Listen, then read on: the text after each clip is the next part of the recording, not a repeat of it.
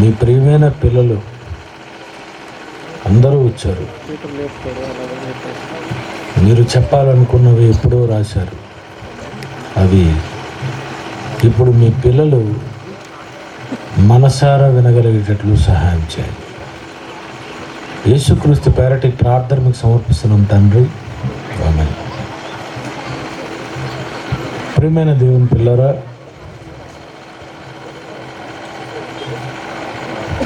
మరి మంచి పాట ఎయిర్ స్టీవెన్సన్ గారు పాడారు. ఎవరి యేసు. ఇంతవరకు 2000 సంవత్సరాలుగా మీరెప్పుడు వినలేని ఒక బ్రహ్మాండమైనటువంటి ఒక ప్రసంగాన్ని, ఒక మంచి విషయాన్ని యేసు కొరకు, తండ్రి కొరకు ఇప్పుడు చెప్తాను. పిల్లరా, ఎవరు యేసు? ఎందుకు రావాలి ఈ భూమి మీదకి? ఈ భూమి మీదకు దేవుడు ఎందుకు పంపించాలి? యేసు రాక వెనుక ఉన్నటువంటి కారణం ఏంటి? యేసును నమ్మవలసినటువంటి అవసరత ఏంటి?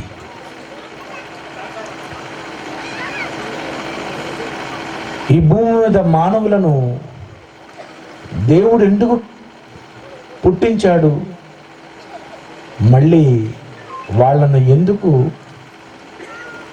మార్చుకోవాలని దేవుడు ఆశపడ్డాడు? ఎందుకు మిమ్మల్ని క్షమించాలి అనుకున్నాడు?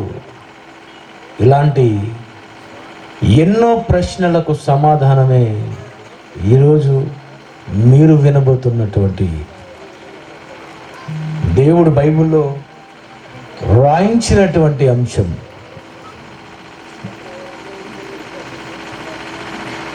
పిల్లరా, బైబిల్లో రాయబడినటువంటి కొన్ని అద్భుతమైనటువంటి యేసు కొరకు, తండ్రి కొరకు,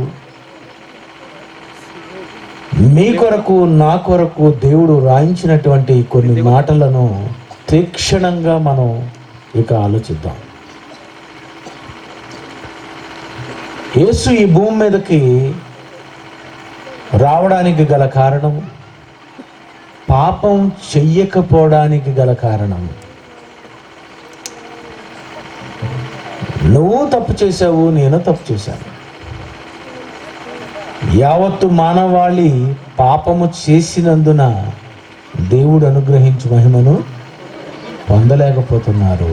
అంటే అందరూ తప్పు చేశారు, కానీ యేసు ఎందుకో పాపం చేయలేదు. ఎందుకు యేసు పాపం చేయలేదు? దానికి మీరు కొన్ని రీజన్స్ చెప్తారు. దేవుని కుమారుడండి, ఆయన పరిశుద్ధుడండి అని ఏవో కారణాలు చెప్తారు. బైబిల్లో చెప్పరు. నాకు తెలుసు. నేను బైబిల్ తప్ప ఏది నమ్మను. నేను బైబిల్ తప్ప ఏది నమ్మబుద్లేదు. ఎందుకంటే దేవుడు చెప్తాడు కదా నీకు ఏదైనా కావలిస్తే. కనుక ప్రియమైన దేవుని పిల్లారా, యేసుక్రీస్తు ఈ భూమి మీదకు రావడానికి గల కారణం, తప్పు చేయకుండా ఉండడానికి గల కారణం, ఎందుకు యేసు ఈ భూమి మీద ఇలా పాపం చేయకుండా ఈ భూమి మీద బ్రతికాడు, వీటన్నిటికీ సమాధానము పరలోకంలో ఉన్నటువంటి యేసు, దేవుని కుడిపార్శ్వమున ఉన్నటువంటి యేసు, ఆ మహాలోకంలో దేవునితో సమానముగా ఉన్నటువంటి యేసు విడిచిపెట్టి భూమి మీదకి వచ్చాడు. ఏం జరిగింది అక్కడ పరలోకంలో? అదే ఈరోజు మనం విందాం. యెషయా గ్రంథం 6వ అధ్యాయము 3వ వచనం. యెషయా గ్రంథము 6వ అధ్యాయము 3వ వచనం. కోటాను కోట్లు దేవదూతలు అంటున్నాయి, వారు సైన్యములకు అధిపతియగు యెహోవా పరిశుద్ధుడు పరిశుద్ధుడు పరిశుద్ధుడు, సర్వలోకము ఆయన మహిమతో నిండి ఉన్నది అని గొప్ప స్వరముతో గాన ప్రతి గానములు చేయుచుండిరి. పరలోకంలో తండ్రి అయినటువంటి దేవుని ముందు ఉన్నటువంటి కోటాను కోట్లు దేవదూతలు, 1 2 3 4 కాదండి, కోట్లు. అందుకే ప్రకటన గ్రంథం 5వ అధ్యాయం, ప్రకటన గ్రంథం 5వ అధ్యాయం 10వ వచనంలో ఎంతమంది దేవదూతలు ఉన్నారో 11వ వచనము, మరియు నేను చూడగా సింహాసనమును జీవులను పెద్దలను ఆవరించి ఉన్న అనేక దూతల స్వరము వింటిని, వారి లెక్క కోట్ల కొలదిగా ఉండను. కోట్లు. మీరెంతమంది? వేలు, అంతే కదండి, వేల మంది ఉన్నారు. అవి కోట్ల కొలది, 1 కోట 2 కోట్ల 3 కోట్ల 4 కోట్ల లెక్క చెప్పలేదు, ఎందుకంటే కోట్లు. నక్షత్రాలు ఎన్నున్నాయి? లెక్క పెట్టలేవు. అబ్రహాం అన్నాడు, ఇసుక రేణువులు లెక్క పెట్టు, లెక్క పెట్టలేను. ఇసుక రేణువులు ఎన్నుంటే, నక్షత్రాలు ఎన్నుంటే, దేవదూతలు ఎన్నున్నాయి? కోట్లు. కోట్ల కొలది ఉన్నటువంటి కోటాను కోట్లు దేవదూతలైనటువంటి వాళ్ళందరూ ఒక పాట పాడుతున్నారు, గాన ప్రతిగానం. ఏ గానం?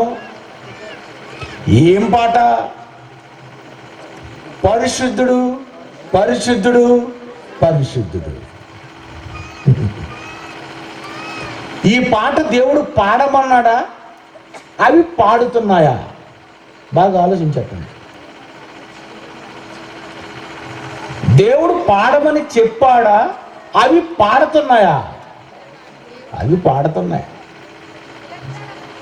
నన్ను పొగటండి అని చెప్తానా? మీరే అనాలి కదండి.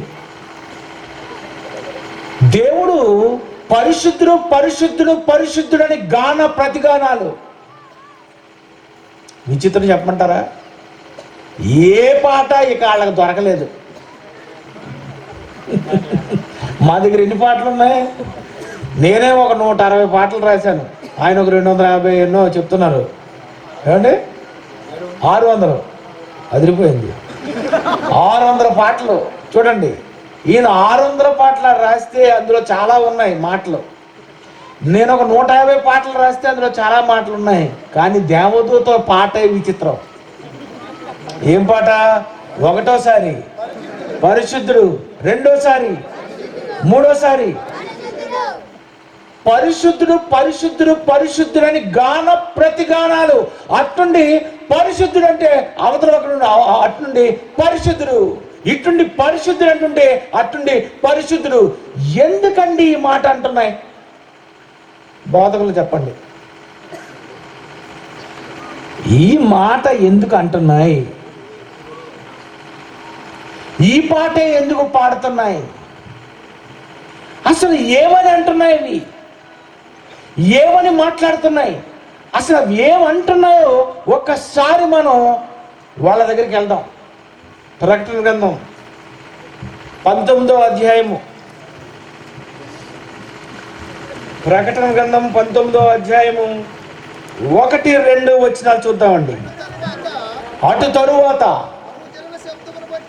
బహుజనుల శబ్దము వంటి గొప్ప స్వరము పరలోకమందు ఏలాగు చెప్పగా వింటిని. యోహాను గారు అంటున్నారు, బహుజనుల శబ్దము. బాబోయ్, ఎంతో మంది ఒకేసారి మాట్లాడితే ఎలాగుంటుందో అలాగ పాడుతున్నాయి అంటున్నా ఏమని?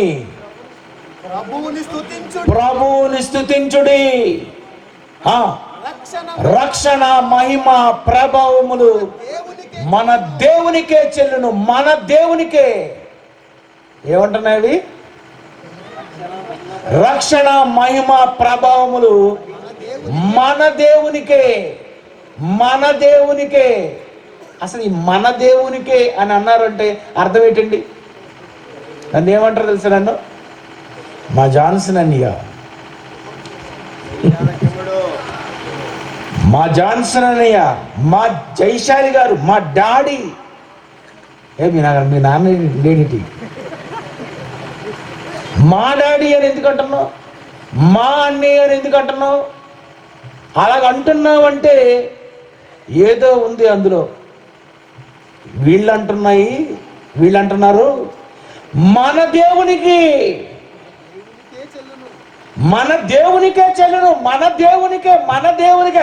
ఇగో ఏమైనా అనాలంటే ఈయనకే చెల్లునండి. ఏమైనా అనాలంటే ఈయనకే చెల్లును అంటే దేవుడు ఏదో బాగా అర్థమవుతున్నట్టుగా అనిపిస్తుంది మనకి కొంచెం. Okay, right. మన దేవునికే చెల్లును ఆయన తీర్పులు, ఆయన తీర్పు, ఆయన జడ్జిమెంట్. ఆయన ఎవరినైనా తీర్పు తీర్చాడు అంటే అది సత్యము.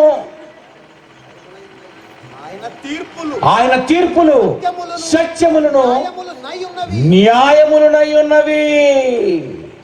ఆయన తీర్పులు సత్యము. దేవుడు తీర్పు తీర్చాడంటే టాపు. దేవుడు ఒక జడ్జిమెంట్ ఇచ్చాడంటే సూపర్. మీరేమంటారు చెప్పండి? మీ కొడుకు చచ్చిపోయాడు అనుకో, ఏమంటారు? ఏ కొడుకు దొరకలేదా? నా కొడుకే దొరికాడా నీకు? ఎంత అన్యాయం దేవుడా! ఆ తండ్రికి కూతురుగా కొడుకుగా ఉన్న నీవు దేవుణ్ణి అంటున్నావు, నువ్వు అన్యాయస్తుడవు అంటున్నావు. ఈసారి కూడా ఆడపిల్లేనా? ట్రై చేయి, మరొకటి ట్రై చేయి. ఒక ఆవిడికి 12 కాన్పుల తర్వాత కొడుకు పుట్టాడట. విషయం చెప్పమంటారా? ఆడపిల్ల పుట్టారు అనుకోకండి. బైబిల్లో ఒక మాట ఉంది, కూతుళ్ళు కొడుకుల్ని మీకు నేను ఇస్తాను.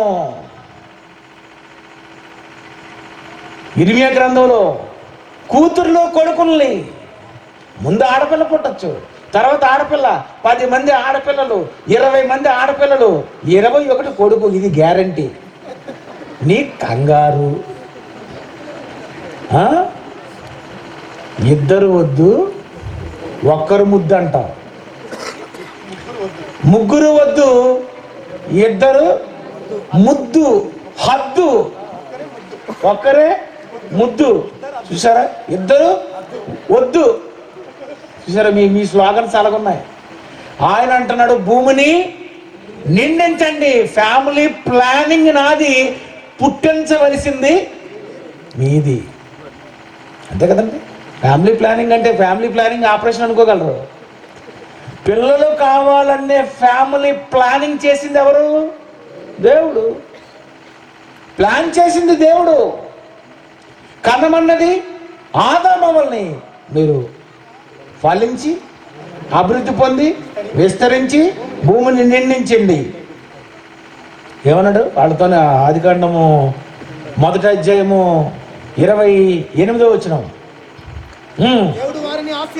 దేవుడు వారిని ఆశీర్వదించను. ఎట్లనగా మీరు ఒకటి జాగ్రత్తగా వినాలి. తెలుగు పదం ఇది. ఫలించి అభివృద్ధి పొంది విస్తరించి భూమిని నిండించి. ఏమండి 4 మీకు ఏమైనా అర్థమైందో తెలుగు కరెక్ట్గా? ఫలించి అది కూడా సేమ్ అదే. ఇది కూడా సేమ్ అదే. ఇదేంటిది? ఇది పిల్లలు కనండి, ఫలించండి, అభివృద్ధి పొందండి, విస్తరించండి, భూమిని నిండించండి. 4 సార్లు చెప్పాలా? పిల్లలంటే పిచ్చి, పిల్లలంటే ఇష్టం. అది 4 సార్లు చెప్పాడు, మీరు ఫలించి అభివృద్ధి పొంది విస్తరించి భూమిని నిండించి భూమి నిండా పిల్లలు కనండి. పరలోకంలో కోటాను కోట్ల మంది దేవదూతలు ఉన్నారు. నిండించండి, సృష్టిలో ఉన్న వాటిని నేను పండిస్తాను, హాయిగా తెంపుకొని తినండి, వండుకోవలసిన అవసరతరా లేదు అన్నాడు. అవి ఏం చేసింది? నేను వండుకుంటాను, అందుకే తెంపుకుంటాను అన్నది. ఇక్కడే వచ్చింది వంటగది. హవ్వా ఏం పేరు? అది ఆడు పేరే భలే పెట్టాడు. జంతువులన్నిటికీ పెట్టింది. ఇది పులి, మేక, ఇది ఏనుగు, ఇది ఆవు, ఇది అన్ని చెప్పాడు. ఆదాం పేరు పెట్టాడు కదండి, మరి ఈవిడికి ఎవరు పేరు పెట్టాడు? ఆయనే. ఏమని చేసావు నీ పేరు? హవా.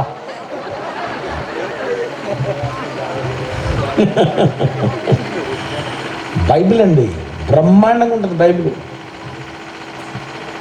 ప్రియులారా, ఈ దేవదూతలు అంటున్నాయి, ఆయన తీర్పులు సత్యములు, న్యాయములు. దేవుడు ఎప్పుడు రాంగ్ జడ్జిమెంట్ ఇవ్వడు. ప్రియులారా, మీకు అదే ఉండాలా. ఏం జరిగినా ఇది దేవుడు కరెక్ట్గా చేశాడు అనుకోవాలి. అది ఎందుకు వచ్చిందో నీకు అర్థం అవ్వాలి. అది మేలైనా కీడైనా. ఇలా దేవదూతలు ఆ మహాలోకంలో కోటాను కోట్ల మంది యెహోవా పరిశుద్ధుడు పరిశుద్ధుడు పరిశుద్ధుడు, ఈయన యందు తప్పు లేదు, ఈయన యందు అసలు మాకు ఏమీ ఒక అన్యాయం కనిపించటం లేదని అంటున్నాయి దేవదూతలు. మరి ఏం చూసాయి? ప్రకటన గ్రంథం 4వ అధ్యాయము 8వ వచనం ఒక్కసారి చూద్దామండి.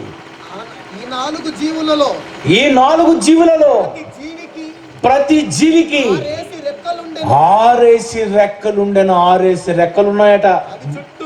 ఆ రెక్కల చుట్టూ, రెక్కల లోపట కన్నులతో నిండి ఉన్న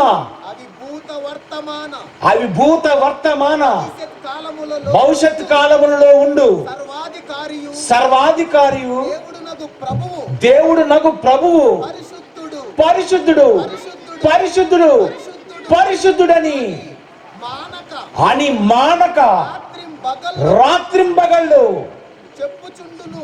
మానక రాత్రింబగళ్ళు మానక రాత్రింబగళ్ళు రాత్రింబగళ్ళు ఇదే పాట. ఏమని? పరిశుద్ధుడు పరిశుద్ధుడు పరిశుద్ధుడు. ఎందుకు ఇవి పాడుతున్నాయి? నీకు 2 కళ్ళు ఉన్నాయి. ఎన్ని కళ్ళు అండి?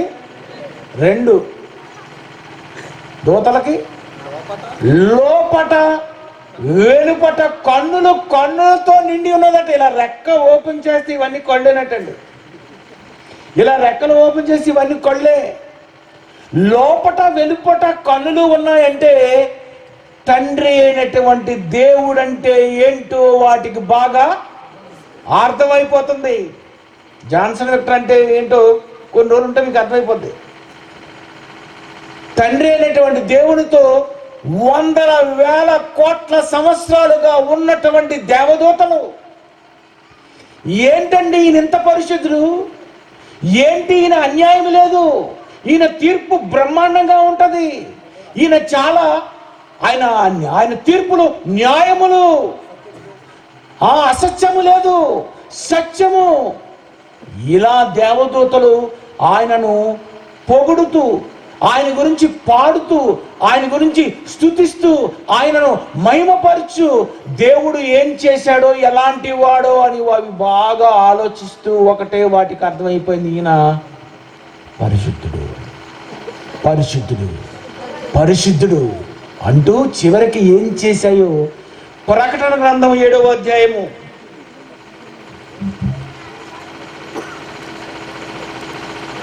10వ వచనము.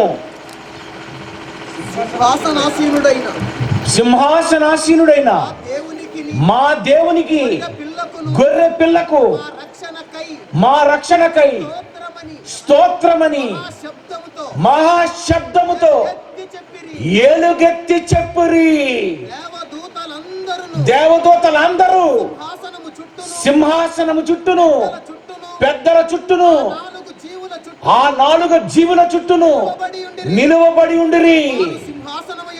వారు సింహాసనం ఎదుట సాష్టాంగపడి ఆమేన్, యుగ యుగముల వరకు మా దేవునికి స్తోత్రము, మహిమయు, ఘనతయు, కృతజ్ఞతాస్తుతియు, ఘనతయు, శక్తియు, బలమును కలుగుగాక. అబ్బా, ఏం పొగుడుతున్నాయండి! అంటే దేవుడి దగ్గర ఏదో చూశాను. మీరు చూడలేదు, నేను చూశాను. ప్రకటన గ్రంథం 4వ అధ్యాయము 10వ వచనం చూడండి. ప్రకటన 4:10. 24 పెద్దలు సింహాసన సాగలపడి యుగ యుగములు జీవించుచున్న వానికి నమస్కారము చేయుచు, ప్రభువా మా దేవా, నీవు సమస్తమును సృష్టించితివి, నీ చిత్తమును బట్టి అవి ఉండెను, దానిని బట్టి సృజింపబడెను. గనుక నీవే మహిమ, ఘనత, ప్రభావములు పొందనర్హుడవని చెప్పుచు తమ కిరీటములను సింహాసనము ఎదుట వేసేసారట. మాకెందుకయ్యా కిరీటాలు? మహిమైన, ఘనతైన అంతా నువ్వే పొందాలి. శక్తి అయినా, బలమైన ఇదంతా నీకే ఉంది. నువ్వు పరిశుద్ధుడవు. నువ్వు తీర్పిస్తే ఆ న్యాయం ఉండదు. నువ్వు చాలా మంచివాడవు, నువ్వు పరిశుద్ధుడవు అని ప్రతిగానాలు చేస్తుంటే గడప కమ్ముల పునాదులు అదురుతున్నాయట. పాడమంటే సరి పాడడం లేదు. మీరు లెక్క చెప్పాలి తెలుసా? ఇక్కడ పాడుతున్నారు, మీకు మైక్ తిప్పి పెడుతుంటే పాడుతున్నారా? దేవదూతలు బెటర్ మీ మీద. ఏమని అంటున్నా? యెషయా గ్రంథము 6వ అధ్యాయం 3వ వచనము. వారు సైన్యములకు అధిపతియగు యెహోవా పరిశుద్ధుడు, పరిశుద్ధుడు, పరిశుద్ధుడని సర్వలోకము ఆయన మహిమతో నిండి ఉన్నది అని గొప్ప స్వరముతో గాన ప్రతిగానములు చేచుండిరి. వారి కంఠ స్వరము వలన గడప కమ్ముల పునాదులు కదులుచు. పాడుతుంటేనటండి గడప కమ్ముల పునాదులు అదిరిపోతున్నాయట. ఎలాగ అదిరిపోతున్నాయి? ఎలాగ అదిరుతాయి? జాన్సన్ విక్టర్ గారు వచ్చారు, చప్పట్లు కొట్టండి అన్నాను అనుకోండి, కొట్టండి. ఇది అదురు లేదు, ఏమీ లేదు. సరే, ప్రేమతో కొట్టండి, ఇంకా ప్రేమతో కొట్టండి, ఇంకా పెంచండి.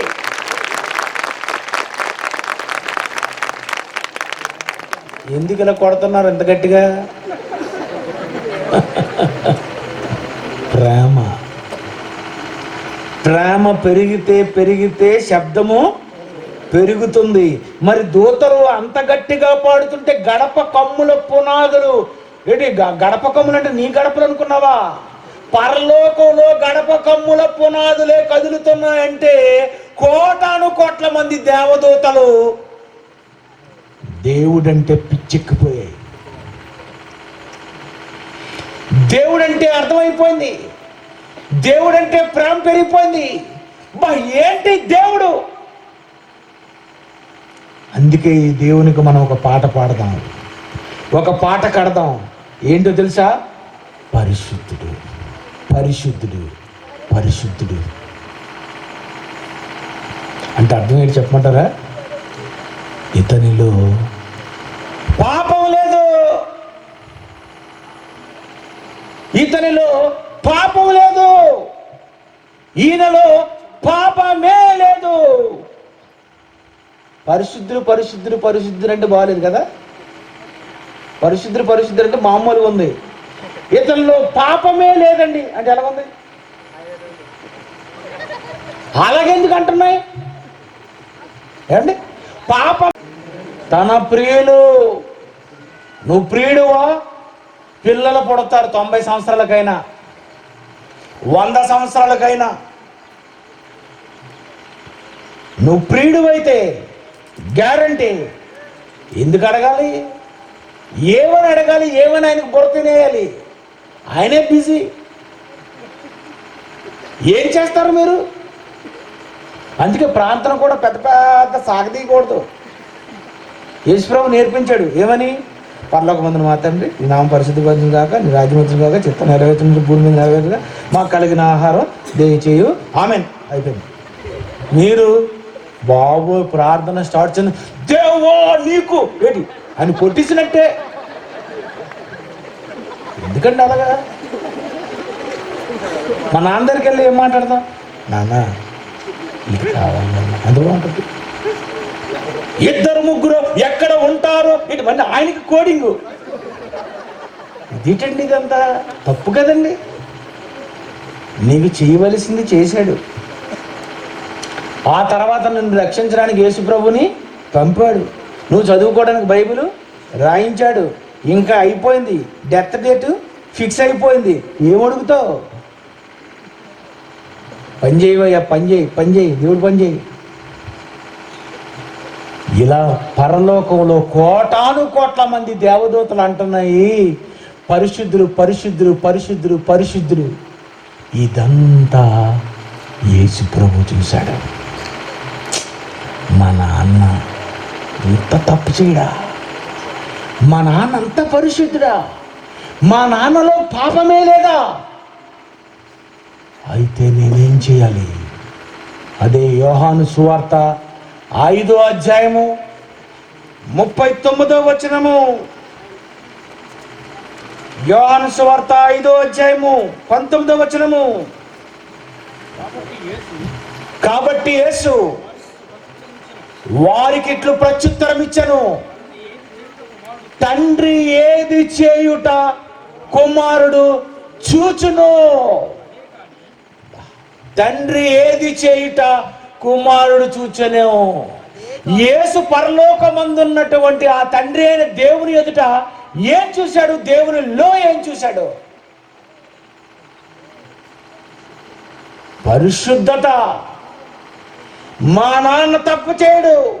తండ్రి ఏది చేయుట చూచును కుమారుడు అదే కాని తనంతట తాను ఏది వచ్చాడు.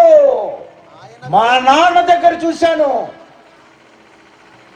తప్పు చేయని లక్షణం, పాపము చేయని లక్షణం, పరిశుద్ధులుగా ఉండేటటువంటి లక్షణం నా తండ్రి దగ్గర చూశాను. అందుకే నేను తప్పు చేయను, నాలో పాపమున్నదని ఎవడు నిరూపించగలడు?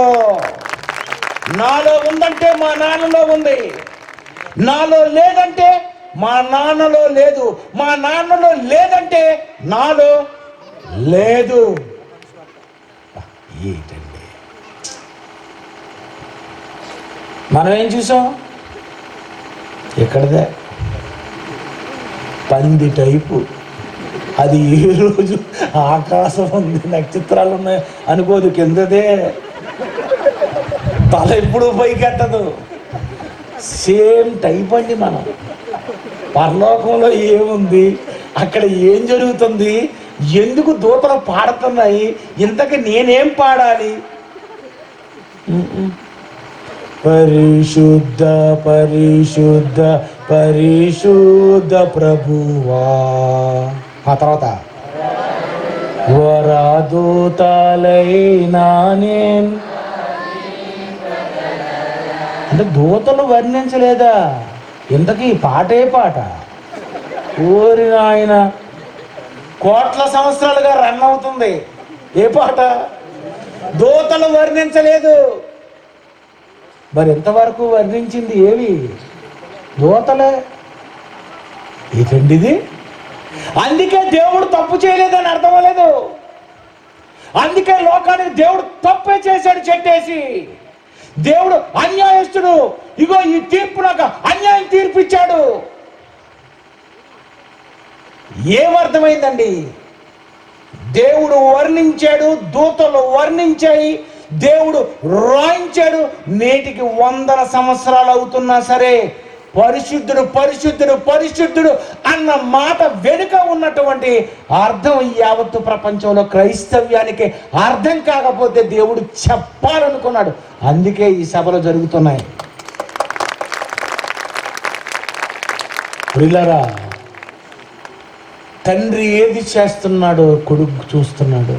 ఓహో, అయితే నేను తప్పు చేయకుండా బ్రతకాలి, అయితే నేను భూమి మీదకి వెళ్ళినా ఈ శరీరాన్ని ధరించుకున్నా ఎన్ని సంవత్సరాలైతే బ్రతుకుతానో ఆ శిలువ మీదకి ఎక్కినంత వరకు నేను ఏ రోజు తప్పు చేయకూడదు అని అనుకున్నాడు.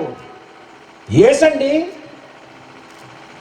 ఎందుకు ఆయన తప్పు చేయలేదు? ఎందుకు యేసులో పాపము లేదు?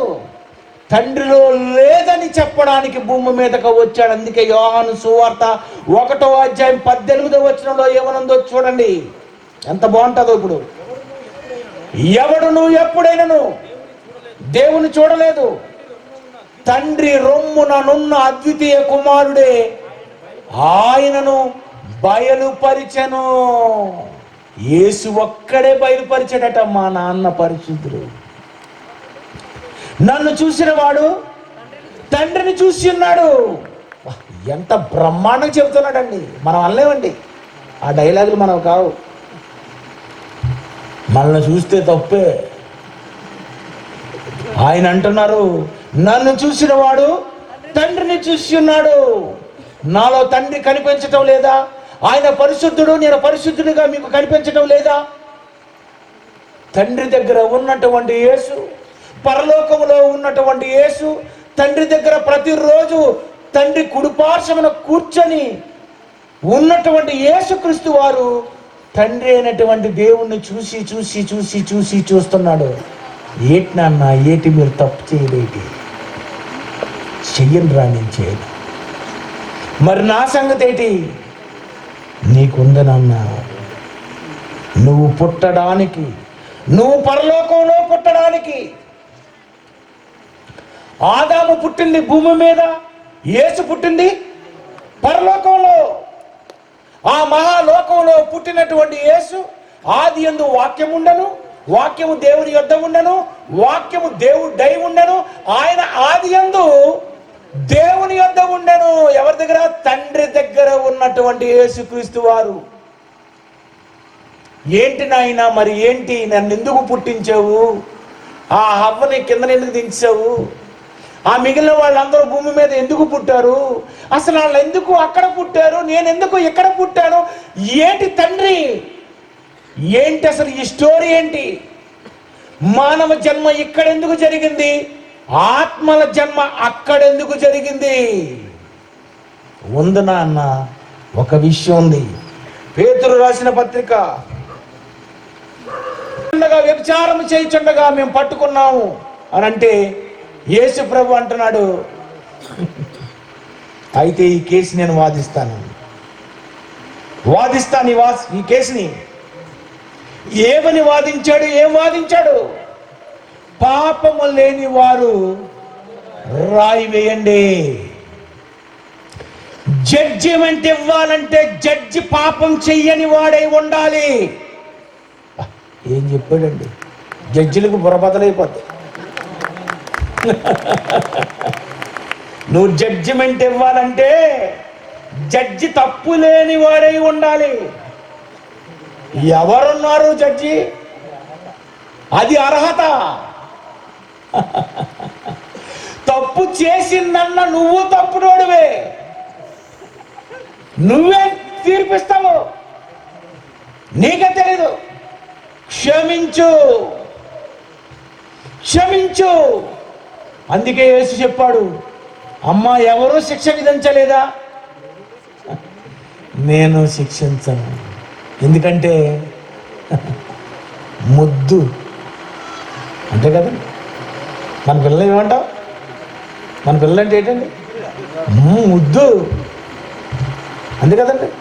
పెన్సిల్ కానీ పెన్ కానీ పట్టుకొని వచ్చినప్పుడు పక్కన ఉన్నోళ్ళు వచ్చి, ఏంటి మా పెన్సిల్ మా మా పలక పట్టుకొచ్చిందండి, మీ కొడుకు పట్టుకొచ్చాడంటే ఏమంటాం మనం? ముందే అయ్యో ఆవిడ ఎలా తెచ్చిరా, ఎదుకడా చెప్పరా, ఎదుకదేంటి చేసేటాడు ముందే మనం కవర్ చేసేస్తాం. మన పిల్లల్ని ఎంత ఘోరంగా కవర్ చేస్తున్నప్పుడు తండ్రి అయినటువంటి దేవుడు అంటే ఏంటో యావత్ ప్రపంచానికి తెలియలేదండి. ఆయన ఎలాంటి వాడో తెలుసా? నువ్వు ఎన్ని తప్పులు చేసినా క్షమించాలని డిసైడ్ అయిపోయాడు. ఎప్పుడు? జగత్తు పునాది వేయబడక మునిపే. నమ్మడం ఒకటే నీ డ్యూటీ. నమ్మి బాప్తిజం పొందువాడు ఎంత సులువుగా క్రైస్తవుని చేయి చూచుతున్నావా? ఇదే క్రైస్తవ్యం అంటే, ఇదే యేసంటే. 3 చెలువులు నీళ్ళు తాగాల ప్రభుని నమ్మడానికి. ఏముందండి, వచ్చారు, హాయిగా మంచి బట్టలు వేసుకొని వచ్చి కూర్చున్నారు. ప్రసంగం మేమే చెప్పావు, నువ్వు ఎస్నో చెప్పాలంతే. నమ్ముతావా నమ్మవా? ఎంత మంచివాడండి దేవుడు. నిన్ను క్షమించాలి, నిన్ను క్షమించాలి, నిన్ను క్షమించాలనుకుంటున్నాడు. ఈ యావత్తు ప్రపంచంలో ఎవడు తప్పు చేసినా ఆ వ్యక్తిని క్షమించాలని ఈ భూప్రపంచంలో మనుషులు అనుకోరేమో కానీ తండ్రి అయిన దేవుడు యేసు తప్పకుండా అనుకుంటారు. అదే యేసు అంటే. ఎవరినైనా రేప్ చేశారనుకోండి ఏమంటారు? ఏంటి ఆడిని ప్రజల మధ్య ఉరి తీయండి, అదే యేసు ప్రభు నిలబెడదాం ఏమంటాడు?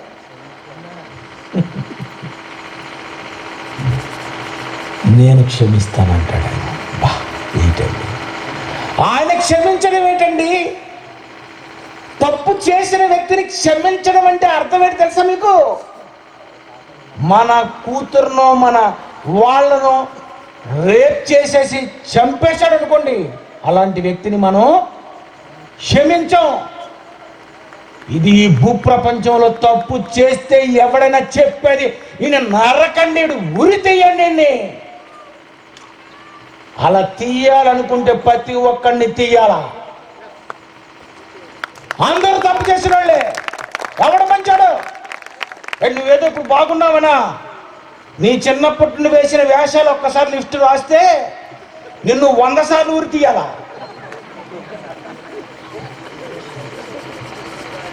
ఏంటండి అసలు తెలుసా? ఈరోజు ఈ యావత్ ప్రపంచానికి క్రీస్తు చూపించిన ప్రేమ, క్రీస్తు నేనే మార్గం, నేను తప్ప నిన్ను ఎవడు క్షమించరా, నిన్ను క్షమించడు, నేనే క్షమిస్తాను నిన్ను. ప్రియమైన దేవుని పిల్లరా, ఈరోజు ఎలాంటి వారిని అసలు యేసు క్షమించినటువంటి వాళ్ళ లిస్టు చెప్తాను, జాగ్రత్తగా వినండి. అదిరిపోద్ది, ఇదే ఘట్టం. దీనికోసమే నేను ఎదురు చూస్తున్నాను. ఒక దొంగ ఉన్నాడట, స్టడీ. ఆ దొంగ చాలా దొంగతనాలు చేస్తున్నాడట. మొత్తం అందరి ఇంట్లో దొంగతనాలు చేస్తూ చేస్తూ చేస్తూ చాలా దొంగతనాలు చేశాడు. తర్వాత అలాగ వచ్చిన తర్వాత ఒక ఊరు వచ్చాడట. ఈ నైట్ ఇంటిని వేసేద్దాం అనుకున్నాడట. ఇంట్లోకి వెళ్ళాడట. ఇంట్లోకి వెళ్ళి వాళ్ళ ఇంట్లో ఎలాగైనా సరే బోల్డ్ డబ్బు ఉంది, ఎలాగైనా అది దొంగతనం చేద్దాం అనుకుని జాగ్రత్తగా ఇంటి దగ్గరకు వచ్చాడట. ఆ ఇంటి దగ్గరకు రాకముందు ఆ ఇంట్లో ఏం జరిగిందో వీళ్ళు చెప్పాలి. 12 మంది ఆడపిల్లలట.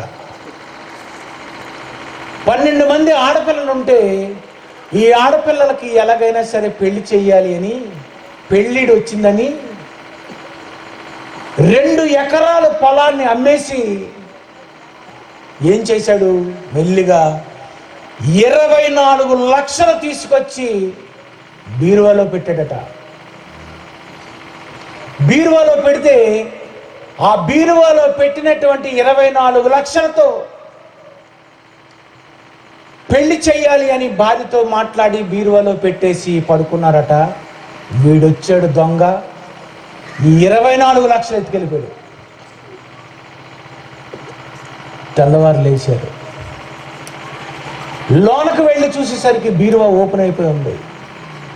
వెంటనే తండ్రి అడిగాడట భార్య దగ్గరికి వచ్చి, బీరువా ఓపెన్ చేస్తుంది, నువ్వు ఓపెన్ చేసావంటే లేదు.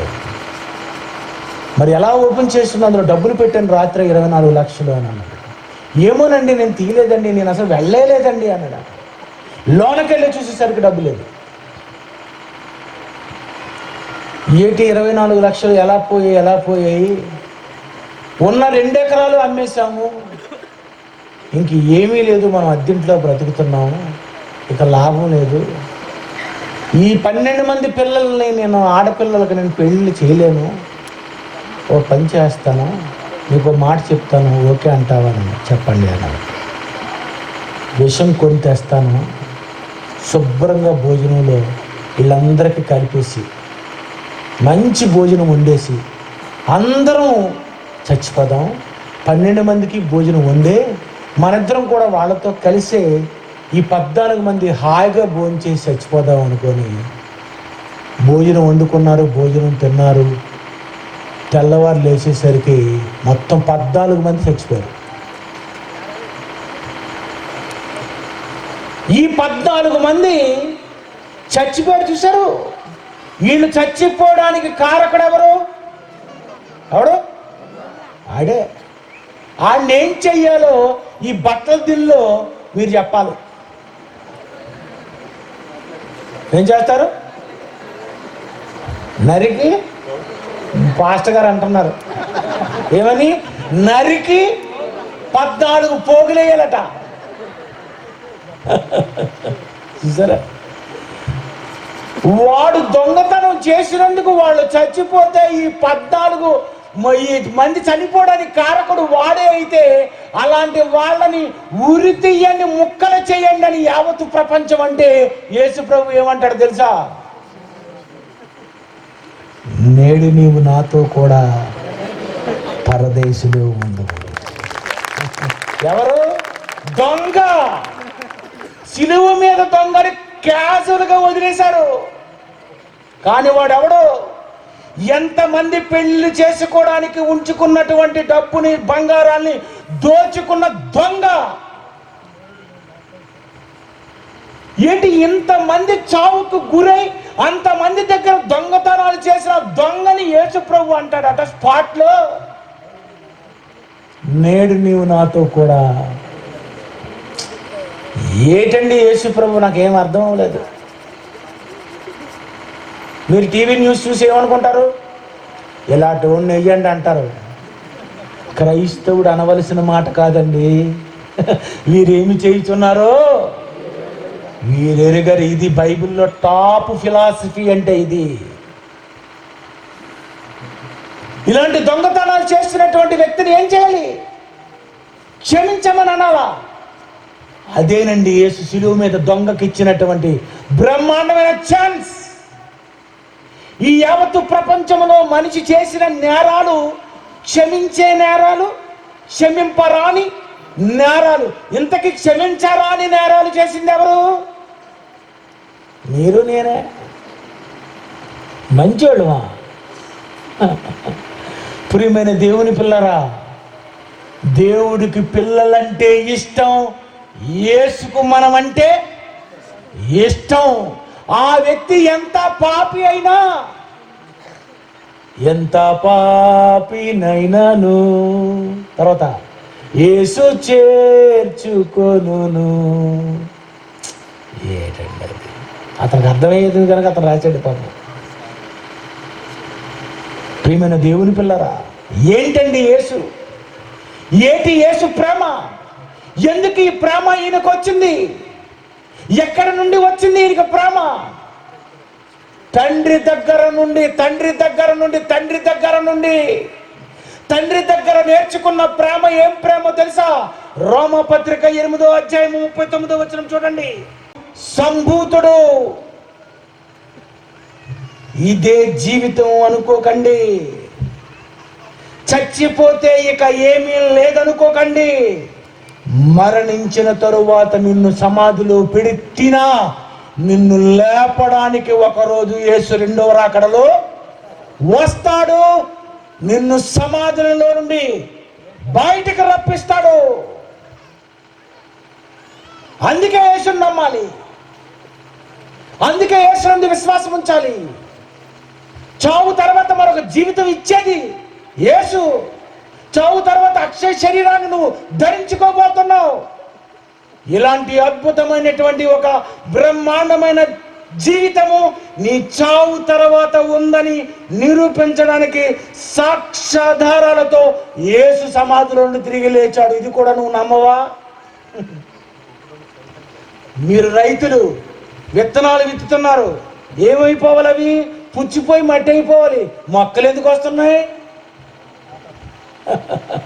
పాఠం. ఏ పాఠం? బోటనీ పాఠం. ఏ పాఠం? నీవు చచ్చినది, నువ్వు విత్తినది చచ్చితేనే గాని బ్రతికింపబడదు కదా.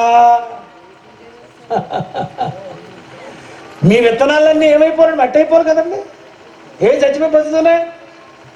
మరో జీవితం చింతపిక్కలా ఉంటుంది, నల్లగా, కానీ అది బ్రతికి మొక్క అయితే పెద్ద చింత చెట్టు, మహావృక్షము.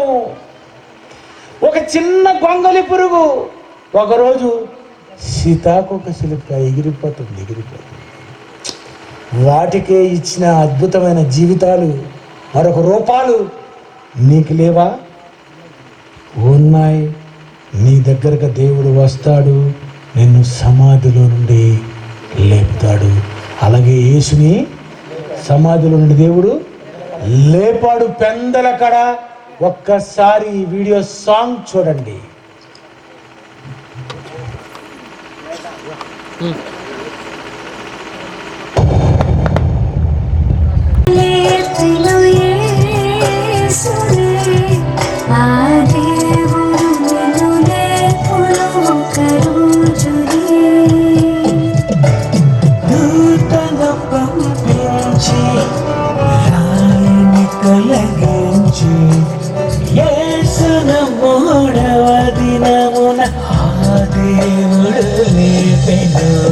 ప్రకటించు పెద్దల కడ లేచి యేసు సువార్తను,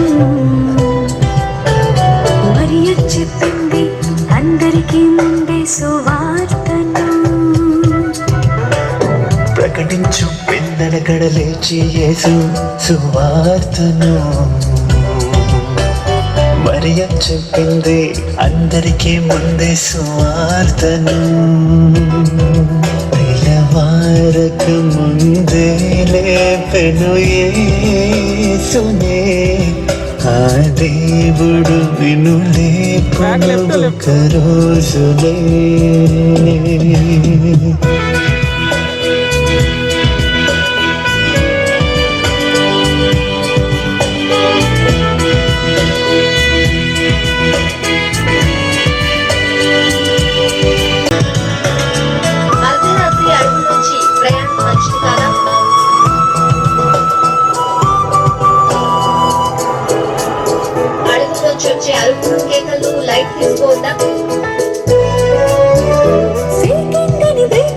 చూపిస్తూ మనిషిని మోసమే చెప్పరా,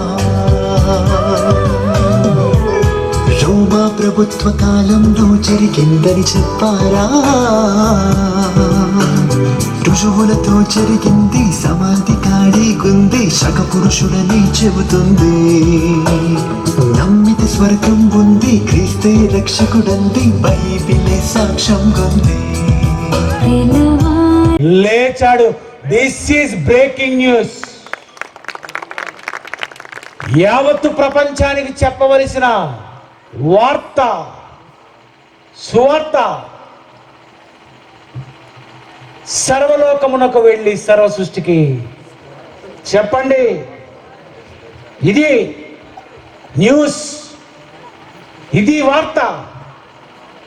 ఇదే తండ్రి అయినటువంటి దేవుడు చేసిన గొప్ప కార్యం. యేసు భూమి మీదకు వచ్చి మరణించి తిరిగి లేవడం. ప్రియులారా, నీ కొరకు నా కొరకు ఆయన ఈ లోకానికి వచ్చాడు. నిన్ను క్షమించాలనే వచ్చాడు.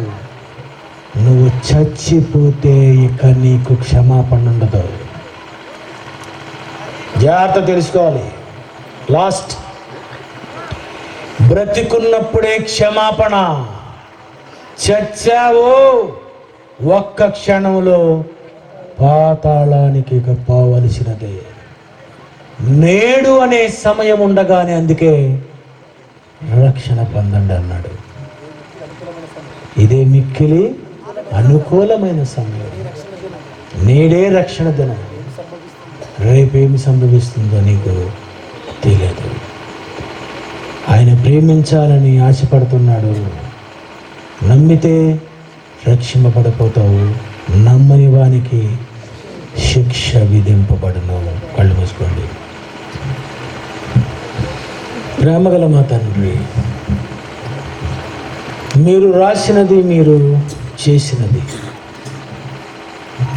మొత్తం మీ పిల్లలకు నేను అర్థమయ్యే రీతిలో చెప్పారు. మమ్మల్ని మీరు ఎంత ప్రేమిస్తున్నారు, మాలో ఒక్కరు కూడా నశింపవాలని మీకు ఇచ్చలేదని మాకు తెలిసిపోయింది. అందరికీ తెలియాలి, వార్త అందించాలి అని, ఇది బ్రేకింగ్ న్యూస్ అని యావత్తు క్రైస్తవ ప్రపంచము చెప్పవలసినటువంటి ఈ వార్తను తండ్రి చెప్పకుండా ఆదివారమున వస్తున్నారు, ఆరాధన చేస్తున్నారు, ఇంటికి పోతున్నారు తప్ప చెప్పవలసిన ఈ విషయాలను అందించటం లేదు. లోకములో ఏవేవో పనికిరాని భూ సంబంధమైన వార్తలే ప్రకటిస్తున్నారు, కానీ అసలు సిసలైన వార్తను దాచేశారు. అందుకే మేము ప్రకటించాలనుకుంటున్నాము. సువార్తక ప్రకటింపకపోయిన ఎడల నాకు శ్రమ, ప్రకటిస్తేనే జీతము అని బైబిల్లో ఉంది. దానిని నమ్మి మేము ప్రకటిస్తున్నాం. మీ పిల్లలు మిమ్మల్ని అర్థం చేసుకుంటారు. ఈ తండ్రి కుమారుడు నాకు అవసరం లేదని విడిచి వెళ్ళిపోతారు. నిర్ణయం వారికే విడిచిపెడుతున్నాను. సభలు ఏర్పాటు చేసినటువంటి ఈ సంఘము, ఇక్కడ ఉన్నటువంటి కాపర్లు, ఇక్కడ ఉన్నటువంటి పెద్దలు, నీ బిడ్డలందరినీ కూడా తండ్రి మీరు జ్ఞాపకము చేసుకొని మంచి వాతావరణం ఇచ్చి ఇంతమందికి మాటలు వినిపించడానికి మీరు ఒక అవకాశాన్ని ఇచ్చినందుకు, వీళ్ళని బ్రతికుంచినందుకు మీకు వందనాలు చెల్లిస్తున్నాను తండ్రి. మరి ఇలాంటి మాటలు పాటలుగా కట్టి మీ గురించి చెప్పడానికి, వాళ్ళకి అర్థం చేయించడానికి, వాళ్ళతో పాడించడానికి ఈ దాసుని మీరు నిలబెట్టుకున్నందుకే వందనాలు చెల్లిస్తున్నాను తండ్రి. ఇంకా అనేకమైనవి, ఇంకా మంచి మంచి మీ పిల్లలు మనస్సును మార్చే మంచి మాటలు కూడా రాయగలిగేటట్లు సహాయం చేయండి. ఇక్కడికి వచ్చినటువంటి మీ పిల్లలందరూ అయితే వచ్చి ముందు కూర్చున్నారో తండ్రి, మీ పిల్లలని నాకు తెలుసు నాయన. వాళ్ళు వింటారు అని, వినిపించాలనే ఆశపడే ఇలాంటి కరోనా, ఇలాంటి పరిస్థితుల్లో కూడా మీరు ఇంతమందిని తీసుకొని వచ్చారు. చెప్పాను, మీ పిల్లలు రాత్రి ఆలోచించగలిగేటట్లు, మంచి నిర్ణయం తీసుకోగలిగేటట్లు సహాయం చేయమని మా ఇళ్ళ చేసిన మేలులన్నిటికీ మీకు వందనాలు చెల్లిస్తూ యేసు క్రీస్తు పేరటి ప్రార్థనకు సమర్పిస్తున్నాము తండ్రి. ఆమేన్.